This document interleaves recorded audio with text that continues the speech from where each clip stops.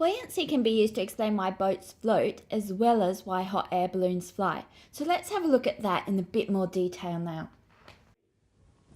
Now the same principle applies to boats as well. Boats float because they displace a certain weight of water. The weight of water that a boat displaces is equal to the weight of the boat. So if you have an oil tanker which is full of oil, it'll float very low in the water.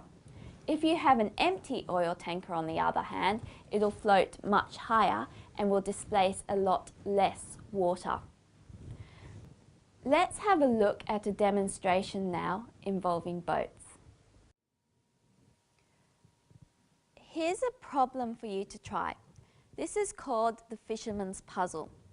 Imagine that we have a lake like this beaker of water, and there's fishermen with all their anchors and everything in a boat on the lake.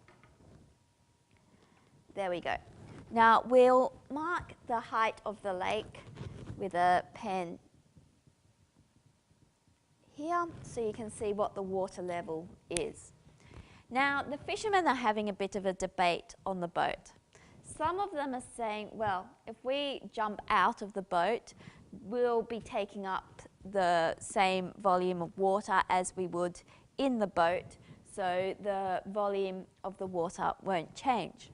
And others are going, oh no, hang on, if we jump out, we're more dense than the surrounding water, so we'll displace less volume and the volume of the lake will sink. So have a think for a minute.